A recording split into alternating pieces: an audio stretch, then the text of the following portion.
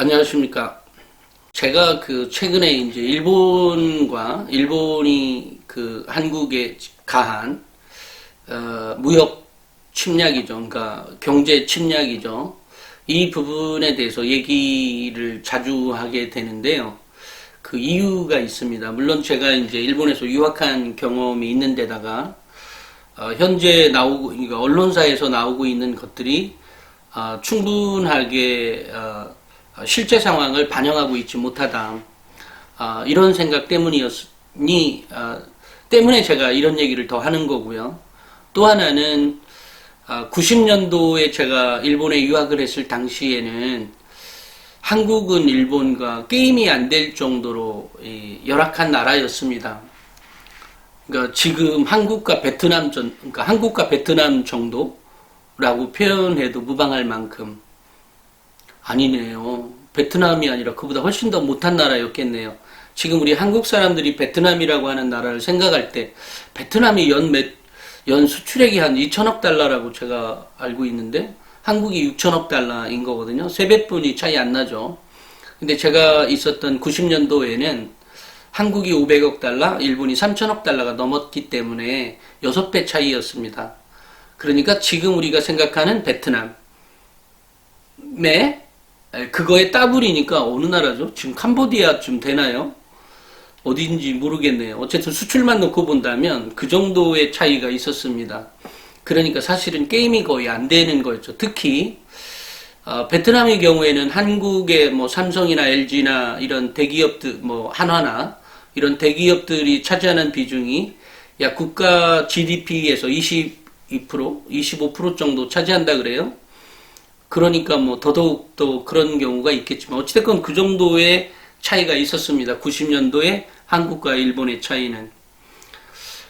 당시 일본에는 일본의 전자죠. 그 당시에는 뭐 가전, 전자, 뭐 소니, 파나소닉 어마어마했습니다. 도시바 뭐 정말 뭐 한국과는 게임이 안 될 정도의 그죠? 어마어마한 이제 산업의 뭐 전 세계를 휩쓸 정도였으니까요.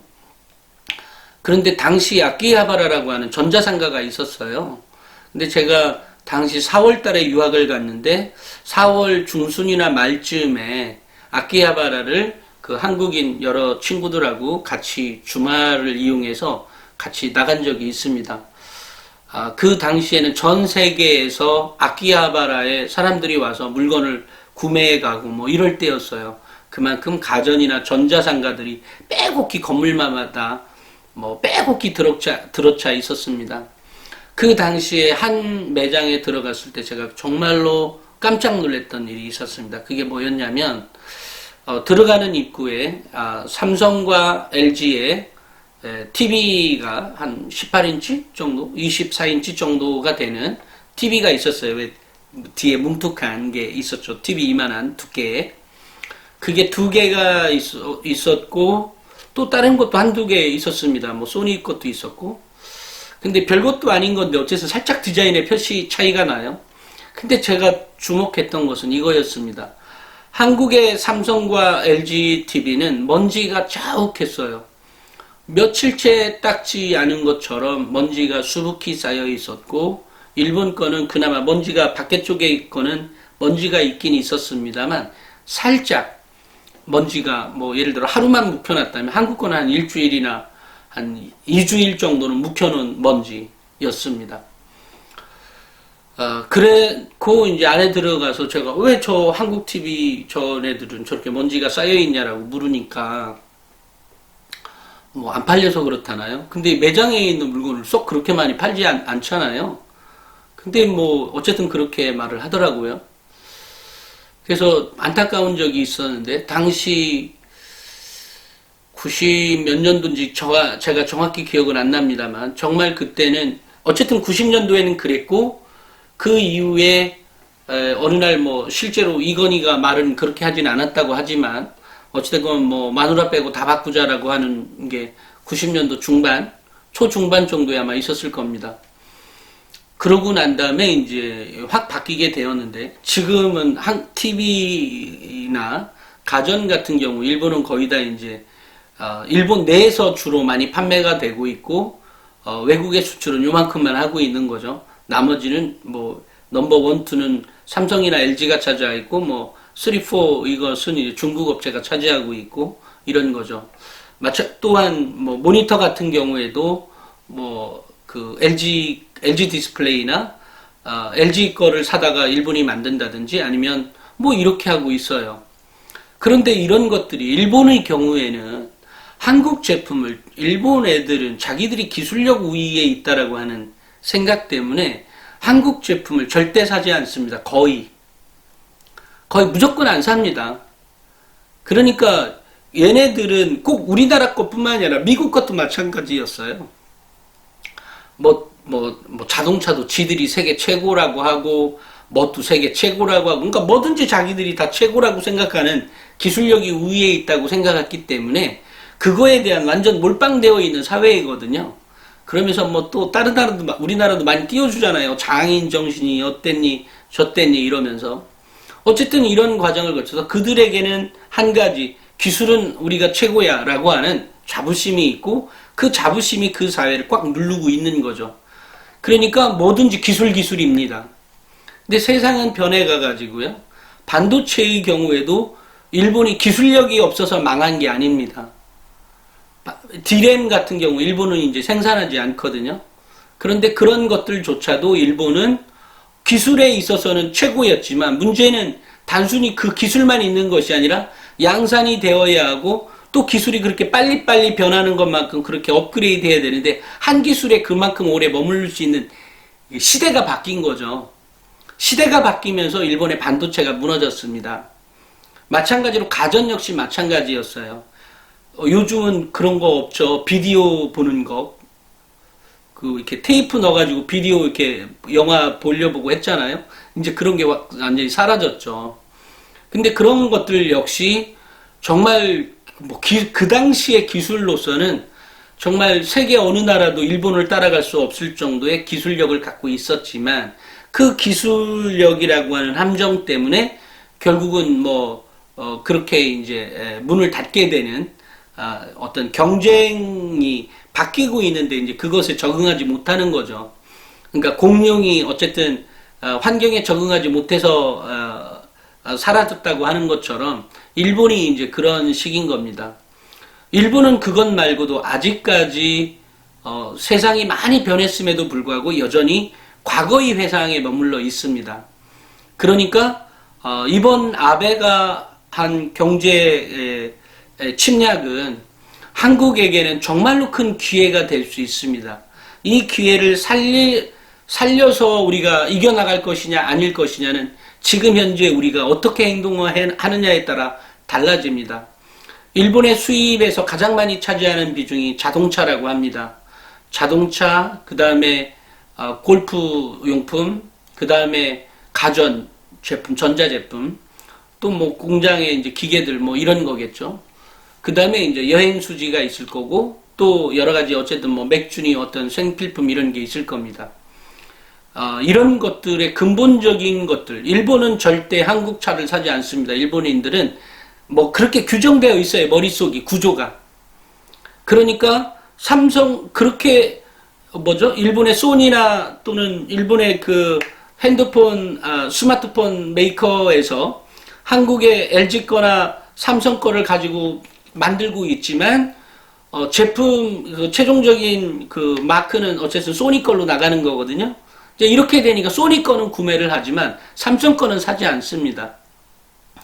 그러니까 오죽하면 삼성이 삼성 이름을 빼고 알지도 모르는 무슨 중소기업 거 제품 거를 가지고 이 브랜드를 붙여서 나간 거는 아마 랭킹 2, 3위 정도 되지만 이 삼성 거는 랭킹이 저 밑에 하위권에 있는 거죠.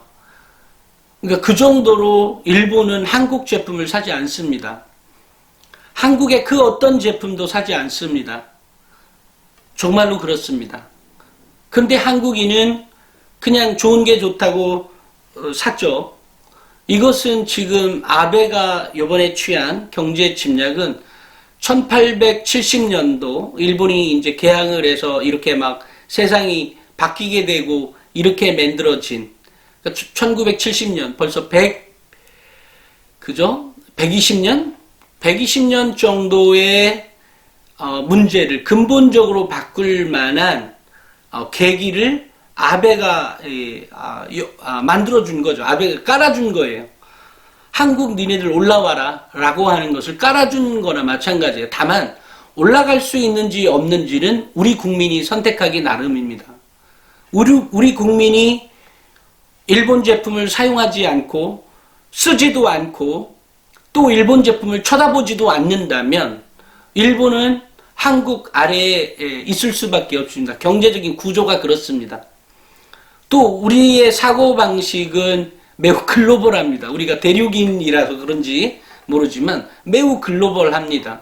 이 글로벌한 나라에서 우리 한국이 이길 수밖에 없는 이유는 그런 글로벌 마인드가 있고 우리는 남의 것을 빠르게 흡수해서 더 발전시킬 갈 수 있는 그런 역량이 있는 거거든요.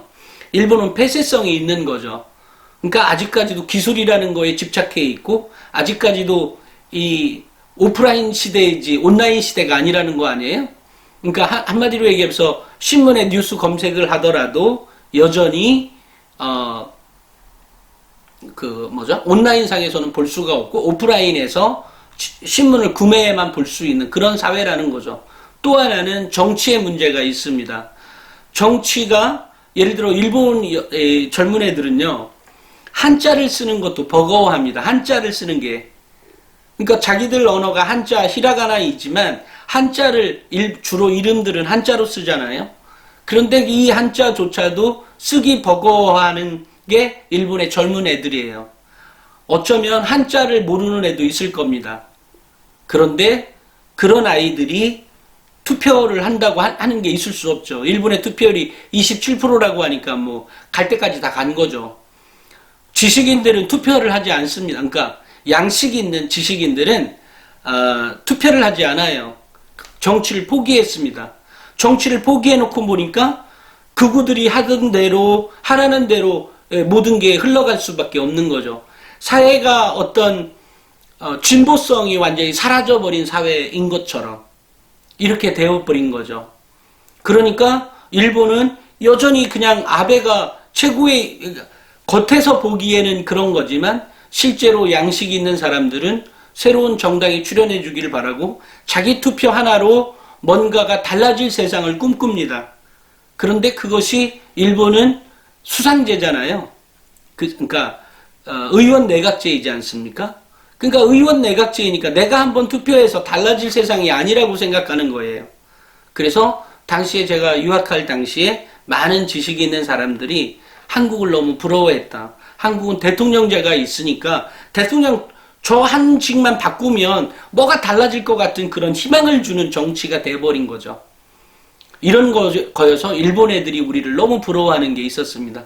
그렇지만 일본은 자기 동네에서 내가 투표해봤자 아무런 영향을 끼치지 못한다는 거에 대한 절망감이 있는 거죠. 그래서 양식 있는 일본인들이 꽤 많습니다. 그렇다고 그래서 그 사람들이 일본인들이 나쁘다 이렇게 생각하진 않지만 적어도 지금 권력을 갖고 있는 그 아베나 그 내각 그 다음에 자민당 사람들 또 이런 의원들은 그런 극우들에 의해서 찍어진 투표해진 그런 사람들로 구성되어 있는 거기 때문에 그럼에도 불구하고 이번에 또 패배했지 않았어요? 전보다 실제로 의원들이 한 10명 정도가 줄었다 그래요. 자민당이. 그런 거 보면 참 저는 일본이 정말로 바뀌어서 괜찮은 나라가 되었으면 좋겠지만 일본의 현재 구조상 그럴 수 없다. 좀 전에 아까 얘기했던 참의원 선거에서 분명히 우리는 번호가 있으면 번호를 기입해서 동그라미를 이게 누르면 되는 거잖아요. 굉장히 편한 거잖아요. 그죠? 그런데 일본은 그런 것이 아니라 사람 이름을 직접 기입해야 돼요. 그럼 획순이 하나 잘못됐다면 그 무효표가 되는 거죠. 그러니까 이렇게 어렵게 되어 있어요. 그러니까 일본에서는 참의원 선거 나가기 전에는 의원 선거 나가기 전에 이름을 성은 모르지만 이름은 히라가나로 바꾼다는 거 아니에요? 그러니까 이렇게 정치가 낙후되어 있다. 그래서 낙후된 정치 때문에 일본이 발전할 수가 없는 거죠. 그래서 저는 뭐 이번 기회가 우리 한국인들에게는, 우리 한국 사람들에게는, 우리 한국에게는 절호의 기회가 될 수 있다. 이 절호의 기회를 만들기 위해서는 전 국가가 일본을 이기기 위한 전략이 있다면 그것에 매진해야 되고, 우리 국민들은 그것에 힘을 보태줘야 하는 때다라고 생각을 합니다. 그러니까 일본 자동차, 골프용품, 또 뭐 가전, 또 생필품 이런 거는 일본 거를 좀 최대한 걷어내자. 어제 보니까 뭐 라이언이라는 것도 일본 브랜드인데 그것을 뭐 CJ가 만들어서 이렇게, 근데 뭐 주로 이름은 다 한글 이름이어서 한국 건 줄 알았더니 알고 봤더니 그 약품 자체는 다 일본 거였다고 그래요. 그래서 그런 것들 대기업들이 그렇게 여태까지는 해왔었죠. 그것이 편하게 자기들 장사하는 데 도움이 되었을 테니까요. 그리고 그 원료 자체는 매우 저렴하게 가져올 겁니다. 그렇지만 대기업도 이제는 정신 차려서 이제 자기들이 직접 만들어라, 물건을. 일본 거 사다가 쓰지 말고 직접 만들어서 제대로 된 제품 만들어서 전 세계로 뻗어나갈 수 있는 그런 제품을 만들 시기가 되었고, 우리 국민들은 철저하게 일본 거, 그 CJ에서 나왔던 그런 제품들을 사지 않는다면 CJ가 바꿀 것 아니겠어요? 그래서 그렇게 만들어야 한다.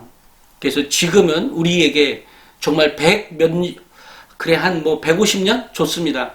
120년, 150년의 그동안의 근세사, 근현대사를 끌고 왔던 이 질국의 역사를 한 번에 끝낼 수 있는 절호의 기회가 왔기 때문에 우리 국민이 정말 이번 기회만큼은 친일이라고 하는 사고나, 그러니까 물건을, 또 실제로 사고 방식도 마찬가지고 물건을 구매하거나 사용하는 것도 하지 않았으면 좋겠다.